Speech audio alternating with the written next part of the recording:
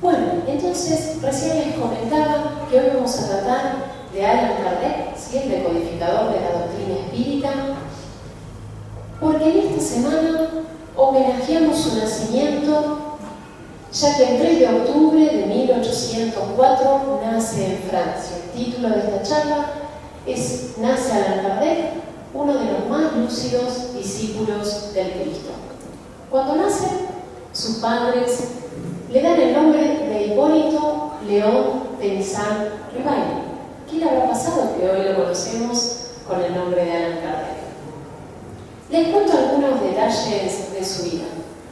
Allan Kardec nace en Francia, inicia sus primeros estudios ahí, tiene una inteligencia notable y continúa sus desarrollos cognitivos en Suiza junto con el pedagogo Pestalozzi. Allí en Suiza profundiza sus estudios académicos y desarrolla no solamente sus aspectos intelectuales, sino morales. Lo reconocemos por la cantidad también de idiomas, ¿sí?, que hablaba: el inglés, el alemán, el holandés, el español, además del francés, su lengua natal. En aquel momento las ciencias humanas estaban de alguna manera sometidas a los principios científicos positivistas de las ciencias duras, de las ciencias naturales. Entonces, Allan Kardec se forma bajo esta visión, esta rigurosidad científica, y trabaja bajo la metodología experimental. Anuncio esto porque algo lo va a aplicar en la doctrina espírita. Allan Kardec avanza y profundiza como escritor y pedagogo, regresa a Francia y funda una institución pedagógica que sigue los mismos niveles académicos que la que estaba en Suiza. Su vida venía en estos caminos entre la escritura, la investigación, la pedagogía, hasta que un amigo magnetizador, muy entusiasmado, le empieza a narrar que estaba observando fenómenos de manifestaciones espirituales. Allan Kardec lo escucha a su amigo una y otra vez y le dice, sin ofenderlo: para mí, hasta que yo no vea, no observe, no analice lo que me estás contando, para mí no es otra cosa más que cuentos de niños.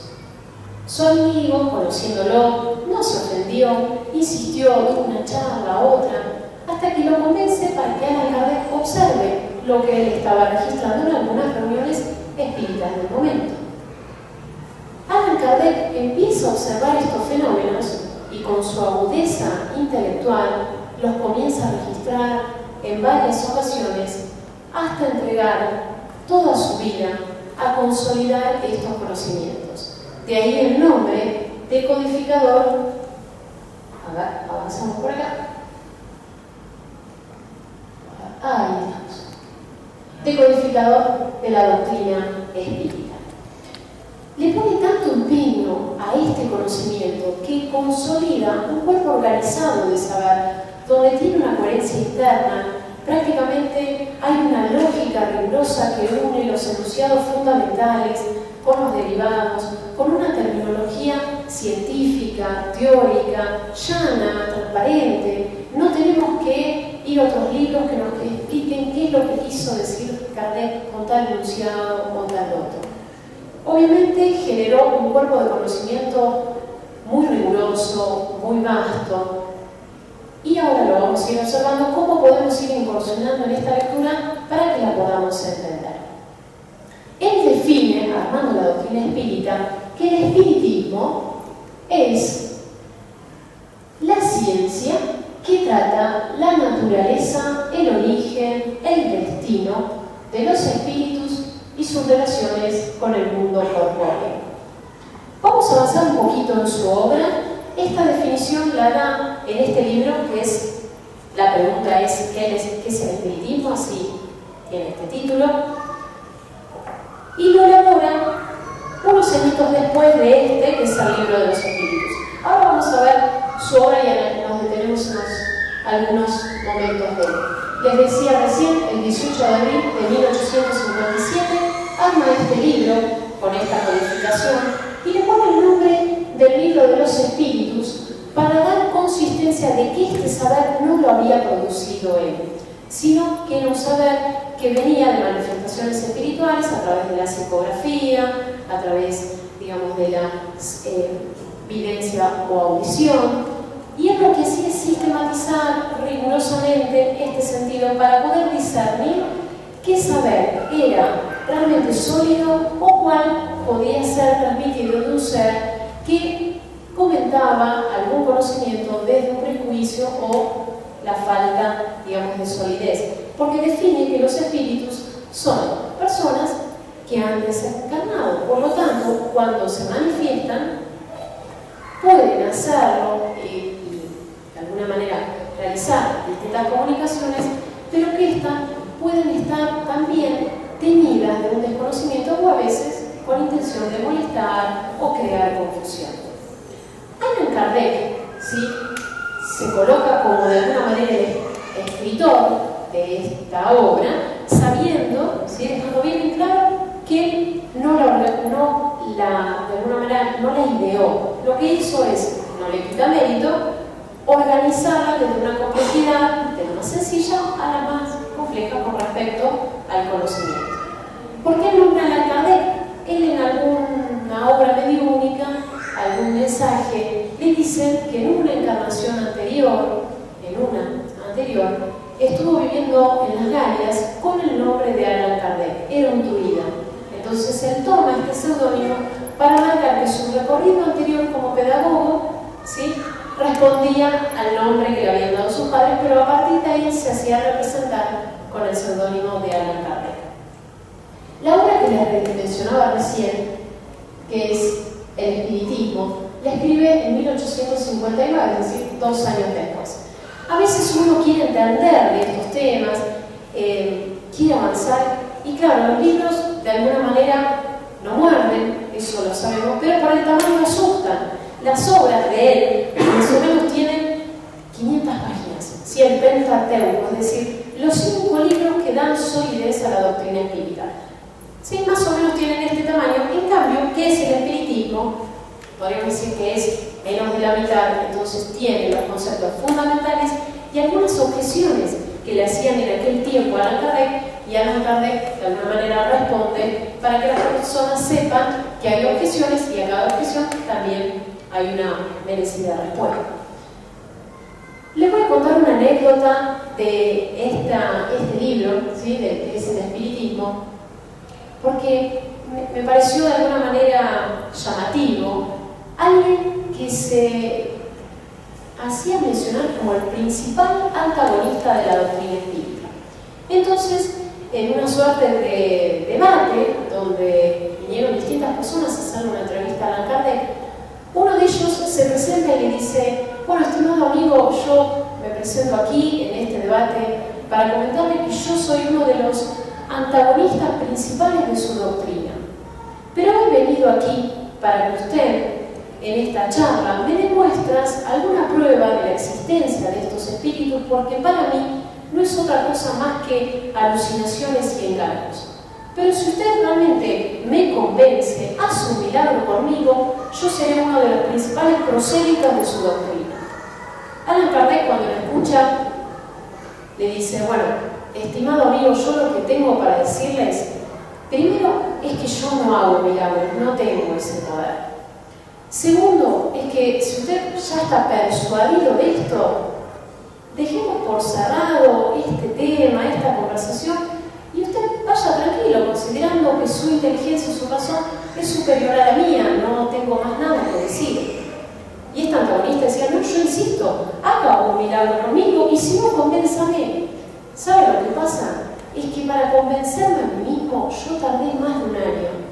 En esta charla no pretendo convencerlo a usted. Lo que le propongo es que lea las obras que a veces, por falta de tiempo o voluntad, uno no comienza a leerlas, pero yo le propongo esta alternativa. En este rato yo no voy a poderlo convencer.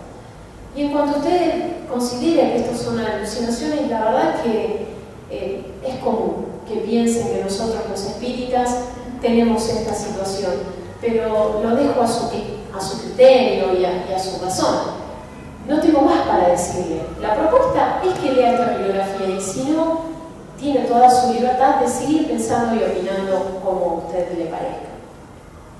En esto, digamos, de alucinaciones y de cuestiones de críticas, me hizo acordar la forma en que yo me contacté con la doctrina espírita.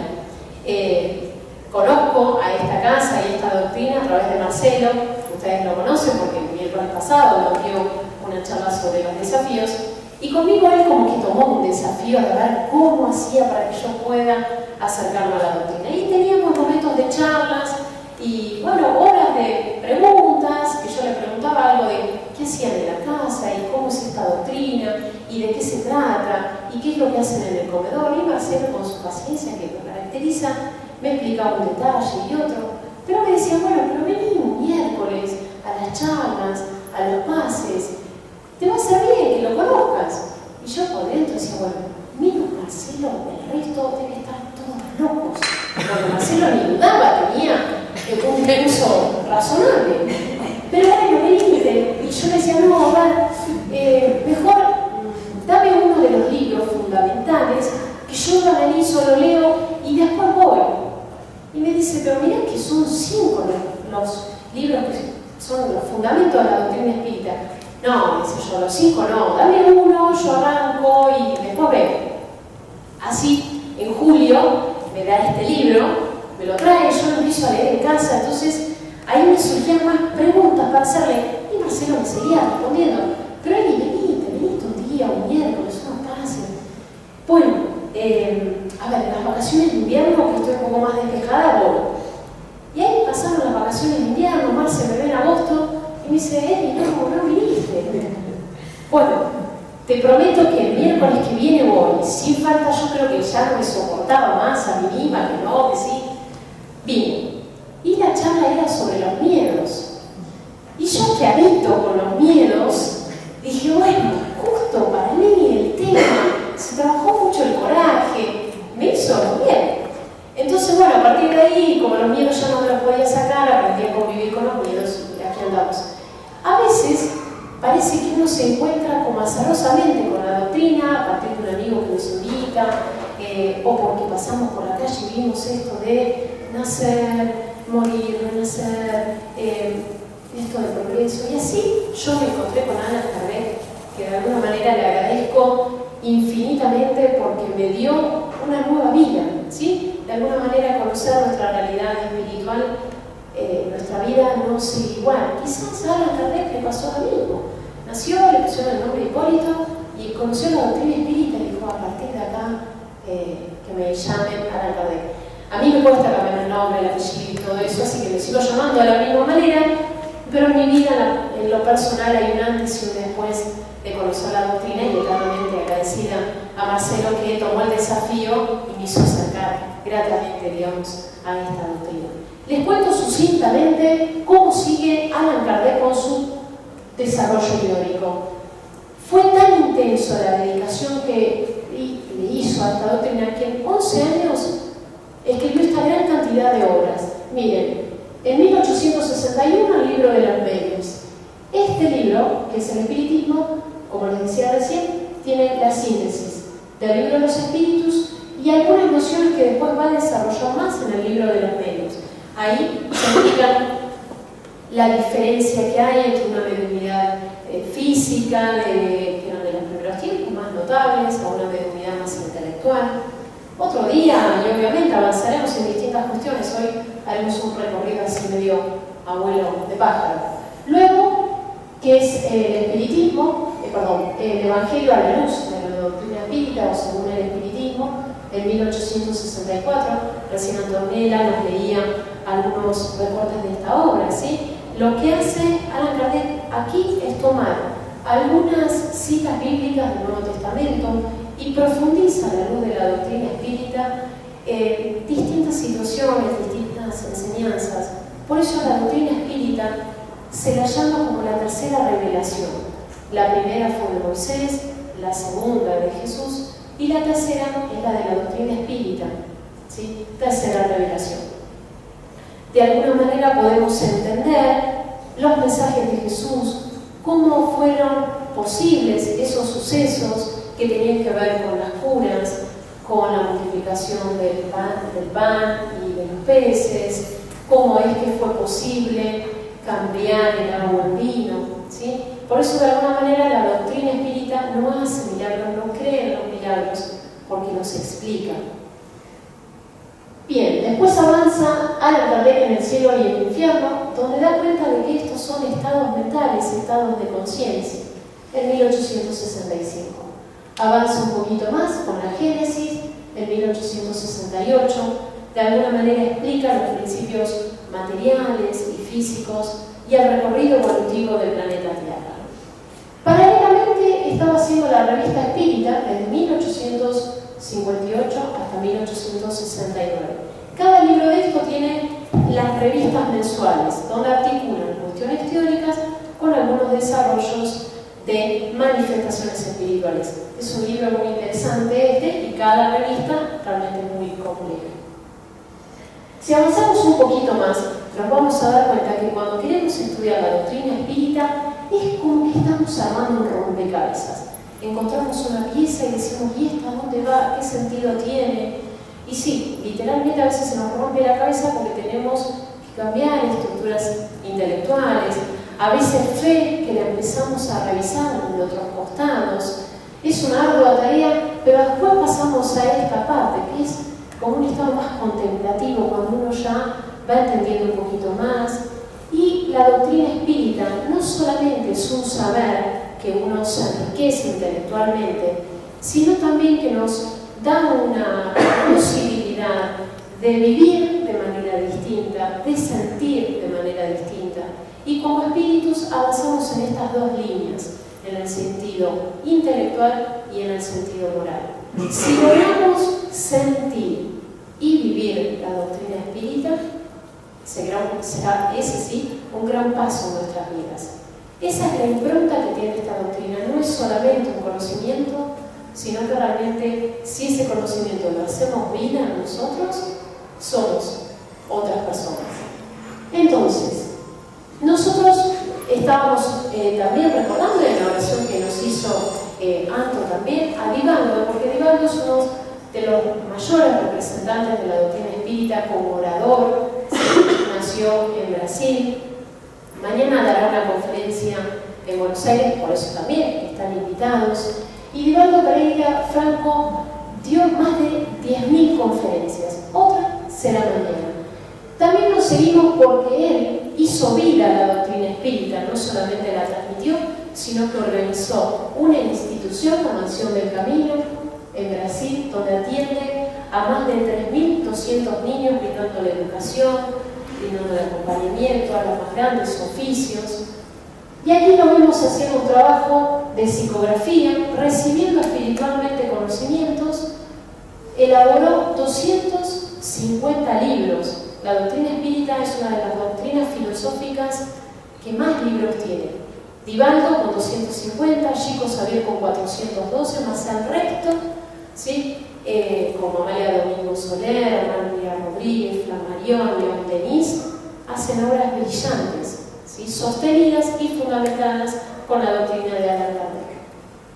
Entonces, aquí está el lugar que los invitamos a los que quieran ir. Mañana, ¿sí? Dará Divaldo una conferencia a las 19 horas en la Confederación Espírita Argentina, ubicada en Sánchez de Bustamante, 463, casi esquina Avenida Corrientes, a la altura de 3400. Es así de sencillo, el que quiere ir va, no necesita inscripción previa y obviamente no es una actividad arancelada, ¿sí? Jesús decía, dad de gracia lo que recibís de gracia. Nosotros lo seguimos de alguna manera a Divaldo, no solamente en sus ideas y en sus desarrollos, sino en su actividad de poner una fuerte impronta en lo que es una acción social, acercarnos a los hermanos que más sufren. Por eso quería compartir con ustedes así, un ratito cortito, esta nota del diario El Día, que la hizo recientemente, el 24 de septiembre. El diario El Día nos regala esta nota acerca de nuestra casita, la ONG, Casita del Camino, que está en Altos de San Lorenzo, en esta dirección, 82, número 1595, entre 27 y 27 bis.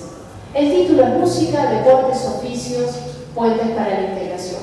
Para que ustedes vean, aquí están ensayando parte del coro de la orquesta con los violines, allá atrás se están preparando las guitarras, en este lugar están jugando al básquet, como es domingo a la mañana, básquet femenino, si es sábado a la mañana, básquet masculino.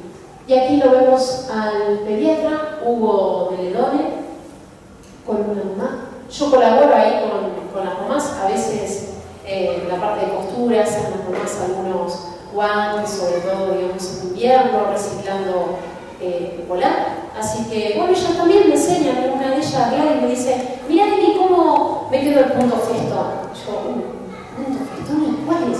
No, es este, que es para adornar el guante, porque, ¿ves? Me dice, nosotros ya lo cosimos con el punto atrás, sí, el punto atrás yo lo conozco. No, este es el festón que me enseñó Patti y Fabi. Digo, te sale bárbaro. Así que las mamás, sobre todo ella, Gladys, me dice, mira, él es así. Digo, a ver, explícame un poquito con este guante tuyo, a ver cómo hace. Y me va explicando cómo es. Digo, bueno, déjame probar un ratito a mí. Hago un punto, otro. ¿Está bien, Gladys? Sí, está bárbaro. Bueno, pero en realidad vos te sale un poquito mejor. Seguí vos. Y eso es lo que sucede a veces en los encuentros con las mamás, que ellas aprenden, enseñan, y realmente son mamás forjadas por la adversidad, y es un placer para nosotros poder acompañarlas y que ellas también nos acompañen en nuestra vida. De alguna manera, cuando uno conoce la doctrina espírita, si no la pone en acción, no la termina de comprender o no la ha comprendido muy bien. Entonces, para ir finalizando, digamos, este encuentro, porque ya creo que les hice un piquete medio extenso, no es la idea, estamos todos con ganas de ir a las bases y ir recibiendo esto que estamos necesitando, y vamos a avanzar un ratito a modo de cierre. Quería compartir con ustedes un capítulo del Sembrador de las Estrellas.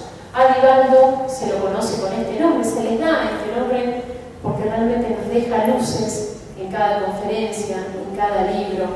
Este lo escribió Sueli Gadajuber. Es un libro donde cuentan las anécdotas y situaciones de vida de Divaldo, y al mismo tiempo está relacionado y implicado y articulado con la doctrina de Allan Kardec y conceptos teóricos para ir entendiendo lo que Divaldo comentó en esa conferencia, lo que sucedió. Y quería compartir con ustedes el capítulo 31, que se llama El Dios Urala. Está narrado en primera persona, así que así se lo voy a transmitir, porque si no es más difícil explicarlo, digamos, de otro modo. Y quería que en este capítulo ustedes puedan analizar la relación de Divaldo con Juana de Ángelis, su guía espiritual, y que podamos registrar también que estas manifestaciones espirituales que pueden suceder no son una característica de la doctrina espírita, sino que estas manifestaciones son humanas, son tan antiguas como la humanidad y han estado siempre a lo largo de la historia, en las distintas culturas y en los distintos desarrollos, podríamos decir, cognitivos, económicos, políticos o religiosos. Entonces lo vamos a escuchar a Divaldo, que dice lo siguiente.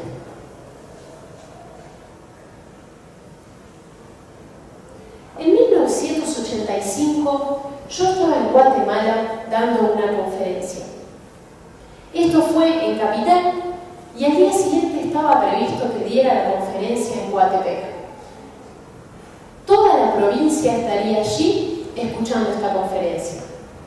Un cofrade amigo me dice, Divaldo, ¿se imagina mañana en el Palacio de Metal donde 6.000 personas lo van a estar escuchando? Yo, que tengo una mente exaltada, me empecé a imaginar una construcción grande, majestuosa, como esas que hay en la India. Pero le pregunto a mi amigo, ¿6.000 personas en Coatepec? Sí, Divaldo, estamos haciendo una campaña hace más de un mes. Hemos ido por montañas, por valles. Toda la provincia estará allí, escuchando su conferencia. Me quedé pensando. Al día siguiente hacemos 320 kilómetros de la provincia hasta Coatepec. Al llegar allí a esta ciudad, me sorprendió. Era más chica de lo que me había imaginado. Llego al hotel y estaba en construcción, todo lleno de tablas. Bueno, a las 15 horas comienza a llover, a relampaguear, a tronar. Se acerca el cofre amigo y me dice: Divaldo, no se preocupe, acá las lluvias son así torrenciales, cae todo el agua de repente, pero después pasa, no se preocupe. Vaya preparándose, que hay 6.000 personas que lo esperan en el Palacio de Metal. Fíjese, su entrada será triunfal. Pasará por la puerta principal, atravesará el corredor y 6.000 personas lo van a estar aplaudiendo. Yo me persuadí a mi amigo porque me dolía un poco pasar por todo un pueblo que aplaude. ¿No podría pasar y entrar por una puerta lateral? No, Divaldo, de ninguna manera. Está todo previsto, hay una comisión de recepción organizando ese momento.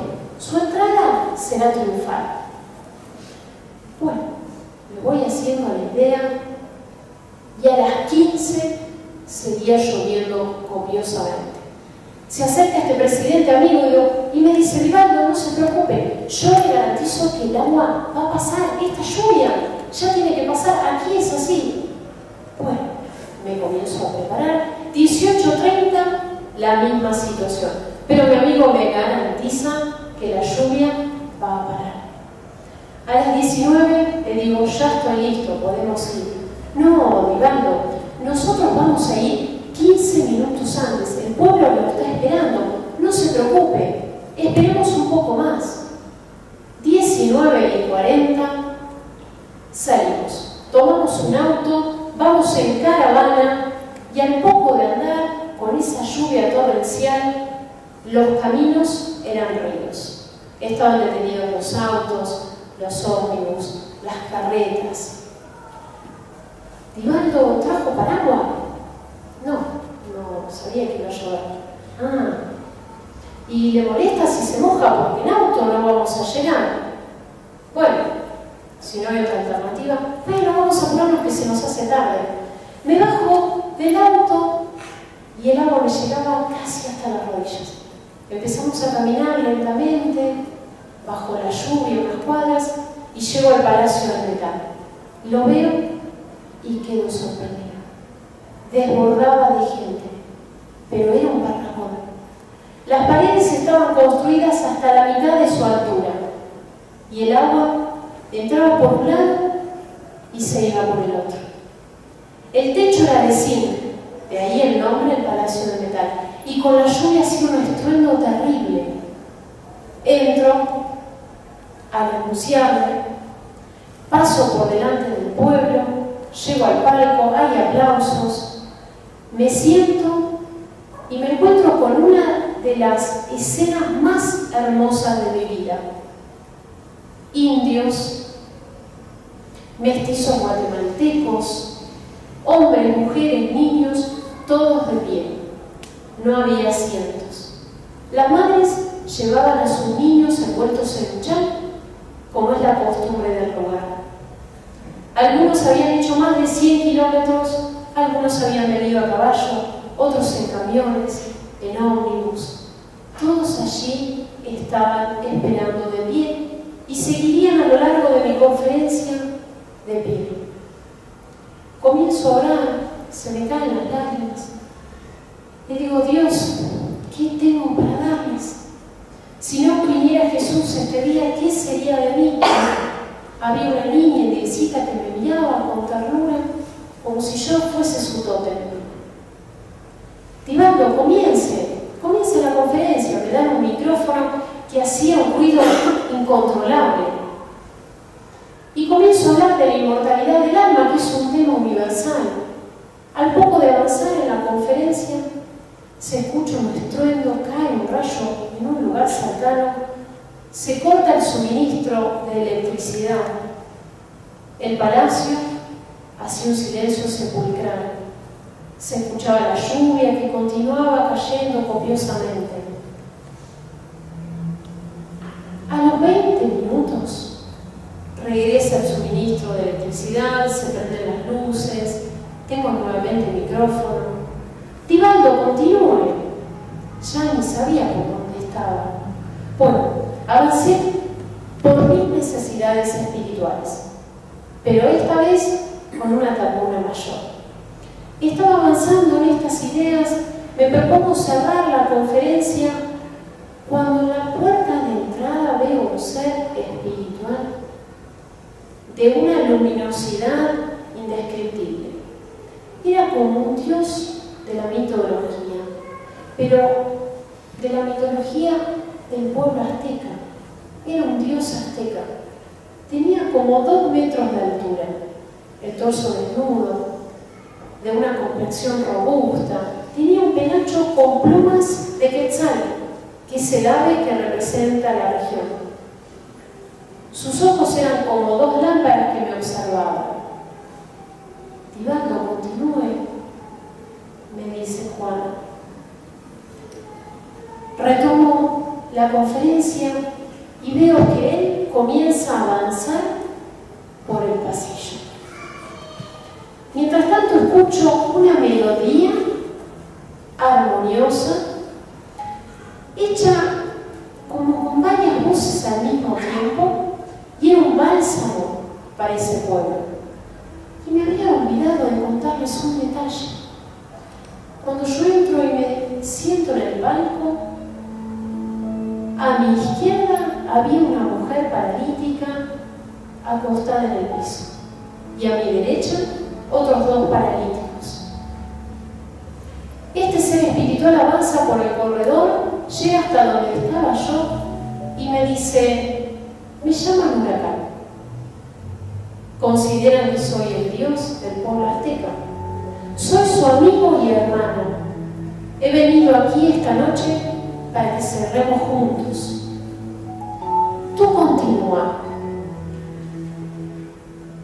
La mente de este ser era tan potente que me transmitía psíquicamente clichés de información que yo desconocía hasta ese momento. Y comencé a narrar la leyenda del pueblo azteca, mientras él se acercaba a la mujer que estaba a mi izquierda y luego fue a donde estaban esos hombres a mi derecha. Y les contaba cuando el dios Huracán vino a la tierra, tomó lodo del riacho y le infundió la vida eterna. Y avancé en estos detalles de la leyenda cuando Huracán se coloca detrás de mí y yo me siento flotar. Luego me atraviesa, como una flecha empieza a ascender, extiende sus alas como los brazos como alas, formando una cruz en el cielo dorada, de la cual caían copos luminosos, dejando envuelto a todos los oyentes de esta luz. Mientras esto sucedía, termino la charla y en mis 40 años de mediunidad consciente nunca había visto nada igual. Me siento y le pregunto a Juana, ¿por qué no paró la lluvia antes? Y Juana me cuenta las razones. Me dispongo a terminar, pero antes me acerco a la mujer que tenía a mi izquierda, le toco la cabeza y le digo, ¿le gustó? En eso se acerca un indiecito rápido, corriendo, y me dice, ella no habla español. Ay, Dios, no entendió nada. ¿Le puede preguntar si le gustó? Mi intérprete le pregunta y la respuesta es, sí, le gustó. ¿Le puedo preguntar si comprendió? Mi intérprete pregunta, no, ella no comprendió. Ella entendió, ella sintió, porque para entender una idea no es necesario hablar. Sorprendido con tamaña respuesta, le digo a este niño, ¿le puede preguntar qué vino a hacer ella aquí? Y le pregunto. Y la respuesta es, yo vi al dios Huracán y dijo que todos teníamos que venir hoy aquí a escuchar al emisario del Señor. El emisario del Señor, piensa Divaldo. Y la mujer continuaba hablando. Y el niño me dice,